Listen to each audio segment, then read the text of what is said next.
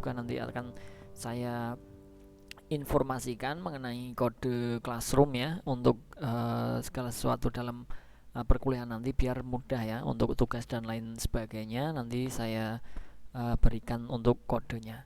Oke, perkuliahan akan segera kita mulai beberapa saat lagi sambil menunggu teman yang lain untuk segera bergabung.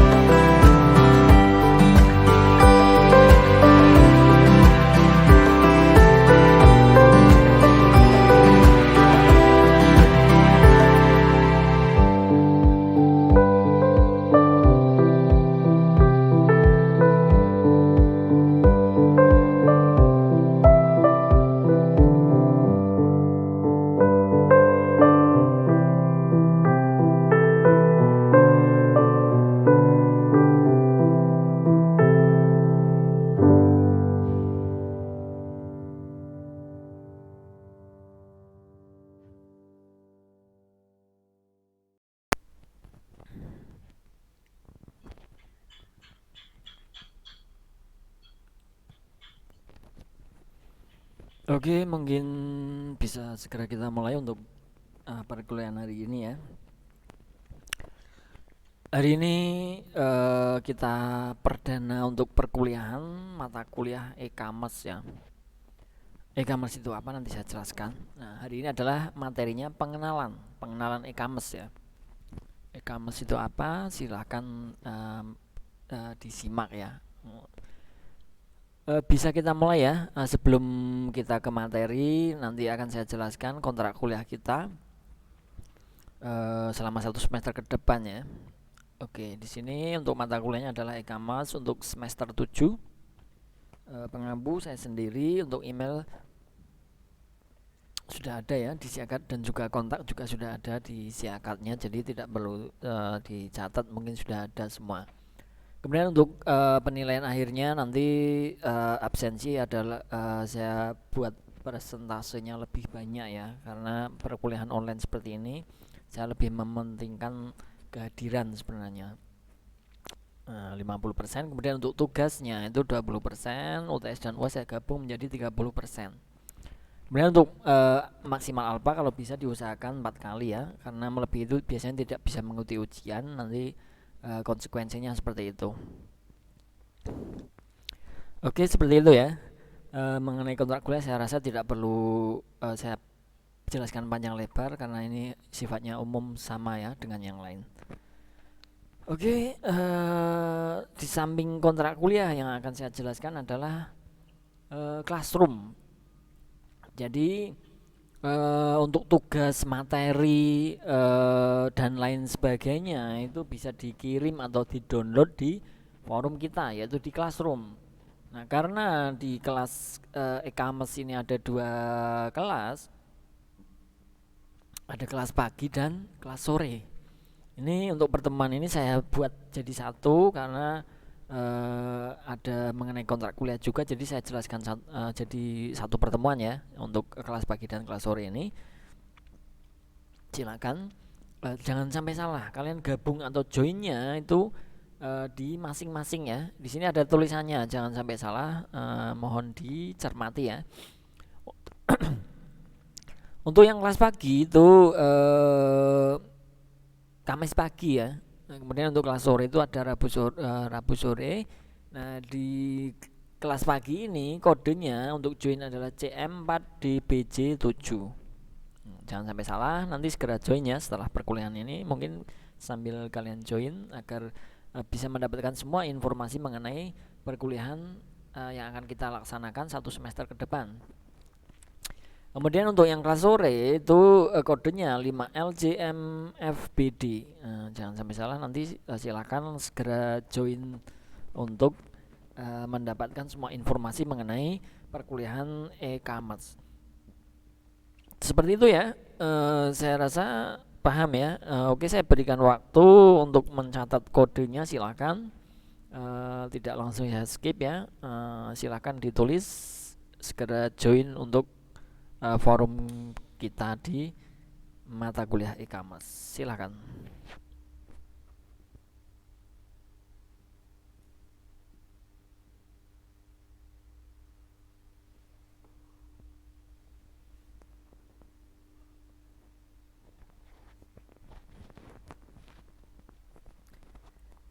Jangan sampai salah join ya, karena nanti mungkin di kelas pagi dan sore itu tentunya informasi bisa jadi tidak sama ya, karena dengan adanya hari yang berbeda juga takutnya. Jadi jangan sampai salah join. Kalau yang pagi ya pagi, yang sore ya sore, seperti itu ya. Oke, saya rasa cukup ya. Tidak perlu lama-lama, silakan segera dicatat, segera join untuk forum kita. Kita kembali ke materi. Kita langsung, walaupun pertemuan pertama ini saya tetap memberikan sebuah materi untuk pertemuan awal ya. Kita mengenai pengenalan e-commerce. Oke, untuk pembahasan pertemuan hari ini kita akan membahas mengenai pengertian e-commerce itu apa sih? Kemudian konsep e-commerce bagaimana? Kemudian perkembangan e-commerce-nya itu di pada zaman sekarang itu seperti apa? Kemudian selanjutnya ada ruang lingkupnya. Ruang lingkup e-commerce itu sampai mana saja? Nah, ini yang akan kita bahas dalam sesi pertemuan kali ini. Kita ke pengertian e-commerce dulu. Nah, e-commerce tentunya mungkin semua orang tahu ya, e-commerce itu apa? Electronic commerce, untuk berbelanja sepertinya. Nah, secara umum merupakan kegiatan bisnis atau perniagaan, perdagangan atau jasa yang berhubungan erat dengan konsumen atau consumer ya. Kemudian manufaktur, internet service provider atau ISP ya, tahu ya. Dan pedagang perantara intermediatis dengan menggunakan media elektronik, dalam hal ini media elektronik utama dengan menggunakan internet. Nah, ini e-commerce ini mungkin sudah umum ya, kalian sudah tahu dan sering berbelanja di e-commerce ya. Contohnya apa? Di Lazada, Bukalapak dan lain sebagainya. Nah, itu termasuk e-commerce ya. Jadi electronic commerce. Jadi kita berbelanja melalui media elektronik menggunakan apa? Jaringan atau internet. Seperti itu ya. Untuk pengertian e-commerce bisa dipahami ya. Nah, konsepnya bagaimana? Nah, ini kita bicara ke dasar terlebih dahulu ya, karena ini untuk pengenalan e-commerce terlebih dahulu. Nanti untuk ke depan pertemuan-pertemuan selanjutnya itu barulah kita bahas lebih dalam. Nah, kita perlu mengetahui konsepnya. Nah, di dalam konsep e-commerce ini ada 5 konsep dasar. Yang pertama ada automation. Nah, jadi ini otomasi bisnis proses sebagai pengganti proses manual atau konsep enterprise resource planning. Sebagai pengganti proses manualnya, otomasi ya. Kemudian ada streamlining, integration. Nah, proses yang terintegrasi untuk mencapai hal yang efisien dan efektif. Just in time. Nah, seperti itu. Kemudian ada publishing, kemudian berkomunikasi dan berpromosi untuk produk dan jasa yang diperdagangkan, konsep elektronik cataloging. Jadi seperti yang kalian lihat mungkin di e-commerce yang kalian sering berbelanja online ya, itu tentunya di sana juga ada elektronik cataloging ya, itu masuk ke konsep publishing. Jadi kalau ada hal seperti itu berarti memang dia sudah memenuhi syarat sebagai e-commerce ya, karena mengenai konsep tersebut kan ada 5 tadi ya, automation, streamlining, publishing, dan kemudian untuk yang keempat adalah interaction, pertukaran informasi data antar pelaku bisnis dengan meminimalisasikan human error, konsep electronic data interchange. Jadi bisa bertukar informasi ya antar data pelaku bisnis. Di situ biasanya ada untuk menunya di setiap e-commerce, apalagi yang sudah e-commerce yang sudah terkenal, yang sudah besar itu tentu pasti ada. Kemudian ada transaction, kesepakatan dua pelaku bisnis untuk bertransaksi dengan melibatkan institusi lain sebagai fungsi pembayar konsep. Nah, jadi di sini konsepnya ada electronic payment, tahu ya. Jadi pada saat kalian membayar biasanya ada pihak ketiga. Biasanya misalkan kita menggunakan Dana, kemudian menggunakan bank, misalkan katakan BCA, kemudian menggunakan Alfamart, Indomart. Nah, di situ biasanya ada yang menggunakan seperti itu dan juga ada yang memang secara langsung antara customer dan buyer ya. Benar ya. Nah, intinya seperti itu. Kemudian kalau yang untuk e-commerce besar itu memang dia sering lebih menggunakan pihak ketiga biasanya. Karena apa? Itu lebih bisa menjanjikan atau apa ya? Meyakinkan, bisa meyakinkan ya, lebih meyakinkannya karena kita melalui seperti halnya vendor seperti itu. Tapi kalau misalkan terjadi sesuatu nanti bisa kembali ya, dana bisa tersebut bisa kembali. Oke, seperti itu ya untuk konsep e-commerce, bisa dipahami, nanti bisa dipelajari kembali kalau masih belum paham. Nah, untuk perkembangan e-commerce, yang pertama ada perkembangan e-commerce di Indonesia itu sendiri seperti apa. Nah, layaknya sekarang di sini di Indonesia itu saya rasa sudah sangat ketergantungan ya sama e-commerce ya. Orang lebih cenderung berbelanja online ya. Kenapa? Biasanya satu lebih murah. Kenapa? Karena di e-commerce sendiri dia tidak menggunakan tempat. Yang misalkan kalau kita beli di tempat manual itu kan biasanya menggunakan sewa ya, sewa gedung. Nah, kalau di e-commerce sendiri dia tidak. Yang terpenting adalah ada jaringan dan juga dari internet tersebut ya. Kemudian nanti kita bahas juga perkembangan e-commerce di luar Indonesia atau internasionalnya seperti apa. Kemudian faktor perkembangan e-commerce itu seperti apa. Kita mulai saja untuk perkembangan e-commerce yang di Indonesia ya. Di dalam perkembangan e-commerce Indonesia memiliki tantangan-tantangan. Yang pertama ada kultur, tentunya ya pasti. Apalagi awal-awal kita masuk ada e-commerce masuk di Indonesia itu tentu pasti banyak hal-hal seperti itu. Contohnya masyarakat Indonesia yang masih belum terbiasa berbelanja dengan katalog ya. Mereka biasa memilih langsung, secara langsung. Saya mau beli ini misalkan di pasar ya, yang pasar manual. Nah, itu biasanya orang kan belum terbiasa. Kemudian masih harus melihat secara fisik atau memegang barang. Untuk orang-orang zaman dulu itu biasanya lebih puasnya itu berbelanja itu harus memegang langsung. Oh, bentuknya seperti ini.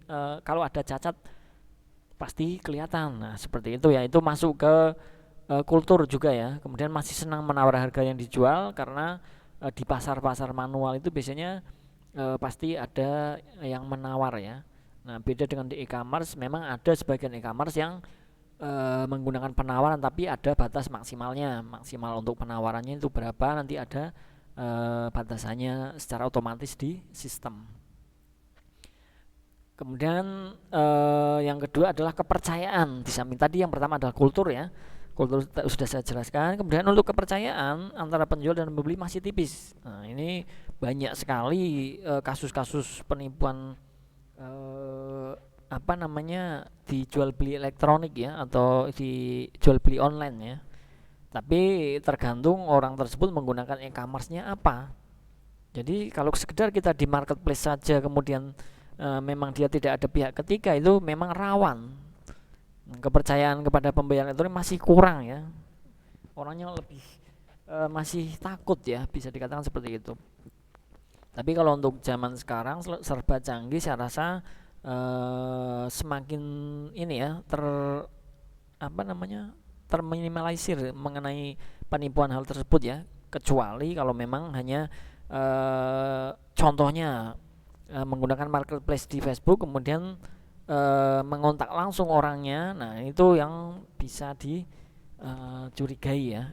Beda dengan misalkan kita menggunakan Shopee, misalkan Shopee ya. Nah, di situ kan ada pihak ketiga ya. Jadi pasti tidak ada hal mengenai penipuan tersebut ya, kecuali memang barangnya tidak sesuai, itu biasa terjadi. Tapi kalau dari pihak e-commerce mengenai kerusakan ataupun hal yang tidak sesuai, itu biasanya bisa dikembalikan. Itu kalau yang e-commerce yang lumayan besar ya, jual beli online. Itu dari kepercayaan. Kemudian itu di Indonesia sendiri ya. Kalau di internasionalnya bagaimana? Nah, menurut survei dari IDC, pertumbuhan e-commerce di luar Indonesia mencapai 800%. Luar biasa ya. Itu pada tahun 2005. Sekarang sudah 2000 berapa? 2021 ya. Wah, tentunya ini untuk kalau kita lihat persentasenya semakin bertambah ya, karena dunia maya ini memang selalu berkembang ya, tiap tahun per tahun itu selalu bertambah. Nah, menurut survei yang dilakukan oleh Sonet atau Southbound Internet, ini membelanjakan di atas 80 miliar berapa ini? 143 miliar dolar ya.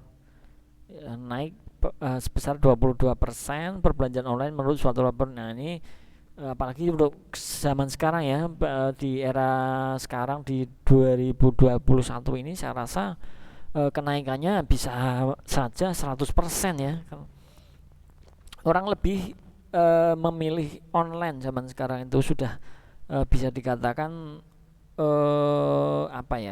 umum ya, sudah kepercayaannya itu sudah lebih dibanding untuk yang zaman dulu pada saat e-commerce pertama mulai diberlakukan. Oke, kemudian kita bahas adalah ruang lingkup e-commerce. Jadi ruang lingkup di sini ada 3 ya, ada B2B atau business to business, kemudian ada B2C, business to consumer, C2C, consumer to consumer. Jadi ada bisnis ini memang langsung saja ya kita. Nah, untuk business to business ini merupakan sistem komunikasi bisnis antar pelaku bisnis. Jadi yang satu pelaku bisnis, yang kedua pihak dua adalah pelaku bisnis juga. Mungkin dengan cara kerjasama, jual beli secara secara besar-besaran, tidak hanya satu beli satu dua ya. Secara elektronik antar perusahaan dilakukan secara rutin dalam kapasitas besar. Bisa dikatakan misalkan dari pihak satu menyetok barang 1 kontainer katakan kepada pihak 2. Nah, ini masih semacam distributor ya. Jadi bisnis to bisnis, dia tidak langsung ke consumer ya, atau customer ya. Nah, itu adalah yang dimaksud dengan B2B. Nah, karakteristiknya pertukaran informasi yang dilakukan antara pebisnis tersebut atas dasar kebutuhan dan kepercayaan. Pertukaran informasi dilakukan dengan format yang sudah disepakati. Memang sudah ada kerjasama seperti halnya vendor tadi ya. Nah, setelah satu pelaku bisnis tidak menunggu rekan bisnisnya untuk mengirimkan datanya, sarana yang digunakan adalah EDI, Electronic Data Interchange. Model yang digunakan adalah peer to peer. Dengan model ini antara pelaku bisnis lebih mudah untuk mendistribusikan informasi yang dimilikannya. Yang kedua ada B2C, merupakan sistem komunikasi bisnis antara pelaku bisnis dengan konsumen untuk memenuhi kebutuhan pada saat tertentu ya. Nah, contohnya bagaimana? Misalkan dari perusahaan A, dia menstok ke toko yang misalkan toko kelontong katakan ya, untuk contoh saja yang untuk memudahkan pemahaman. Jadi dari perusahaan ke toko, bukan dari perusahaan ke gudang. Kalau perusahaan ke gudang itu masih masuk ke B2B karena masih ke bisnis. Kalau kita ke consumer langsung dari perusahaan, itu berarti kan B2C. Nah, itu yang dimaksud B2C ya, bisnis to consumer. Jadi langsung menstok ke tokonya. Nah, karakteristiknya bagaimana? Informasi disebarkan secara umum.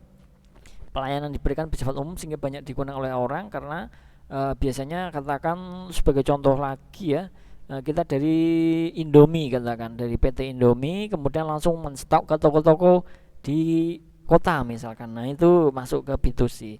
Nah, pelayanan diberikan berdasarkan permintaan konsumen, melakukan permintaan, biasanya meminta untuk dikirim misalkan seperti itu ya. Nah, pendekatan yang dilakukan adalah client server, di mana konsumen berada pada sisi klien dengan menggunakan web browser dan mengaksesnya pelaku usaha. Nah, ini biasanya ada yang sudah memakai hal seperti itu ya. Nah, kita tinggal akses webnya, kita berbelanja apa saja, barulah besoknya dikirim oleh pelaku bisnis tersebut. Apa saja kebutuhannya dari consumer tersebut. Misalkan kita bahasa mudanya itu kita kulaan ya. Nanti kita butuhnya apa saja, kita klik di web browsernya, di klien, kita sebagai klien ya. Nah, nanti di servernya di perusahaan tersebut nanti akan menyediakan atau memberikan apa yang diminta oleh klien, seperti itu ya karakteristiknya. Yang ketiga ada C2C, consumer to consumer, merupakan sistem komunikasi dan transaksi bisnis antara konsumen untuk memenuhi kebutuhan tertentu pada saat tertentu. Nah, ini kalau kita ambil contohnya itu mudah ya. Pada saat kita membutuhkan uang, kita menjual sesuatu, kemudian yang membeli adalah konsumen yang membutuhkan barang tersebut. Nah, itu masuk ke C2C, seperti itu. Karakteristiknya bagaimana? Pada lingkup konsumen, ke konsumen bersifat khusus karena transaksi yang dilakukan hanya antar konsumen saja, seperti lelang barang, seperti halnya pada saat kita membutuhkan suatu barang terus kemudian ada orang yang menjual. Nah, itu sifatnya seperti itu. Kemudian internet dijadikan sebagai sarana tukar menukar informasi tentang harga. Nah, ini kalau kita ambil mudahnya itu di tadi ya, di marketplace tadi. Jadi orang menjual, atau kalau yang resmi mungkin bisa kita lihat di OLX katakan, atau Bukalapak ya. Ada orang menjual, kemudian ada orang membeli. Nah, itu ternyata dia adalah sebagai konsumen semua ya, consumer to consumer, seperti itu. Kemudian konsumen juga membentuk komunitas pengguna atau penggemar. Nah, ini biasanya memang ada ya sebagian mengenai hal itu ya. Misalkan jual beli mobil atau jual beli velg, itu sendiri ada komunitasnya, seperti itu. Itu adalah karakteristik C2C ya, sudah paham ya. Oke, sementara sampai di sini dulu pengenalan mengenai e-commerce ya.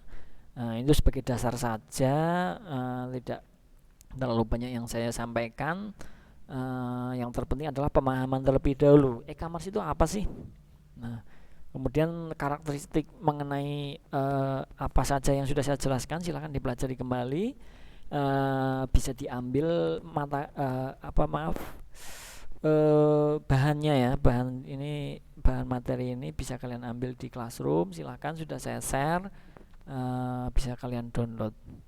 Oke, seperti itu saja ya. Mungkin nanti ya kalau memang ada yang kurang paham mau dipertanyakan, silahkan ke kontak saya, atau kalau memang perlu dikembangkan untuk bahan selanjutnya lebih mendalam, boleh dikembangkan dengan referensi terkait mengenai e-commerce, silahkan ya. Banyak di buku referensi maupun Google, itu banyak sekali, silahkan.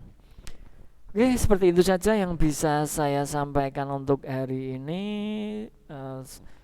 Terima kasih untuk teman-teman semua. Semoga apa yang saya sampaikan bisa menambah wawasan untuk kita semua, bisa berguna untuk mengenai e-commerce ya untuk mata kuliah hari ini. Terima kasih, saya Ari. Wassalamualaikum warahmatullahi wabarakatuh. Salam sejahtera untuk kita semua. Selamat belajar, selamat beraktivitas. Terima kasih.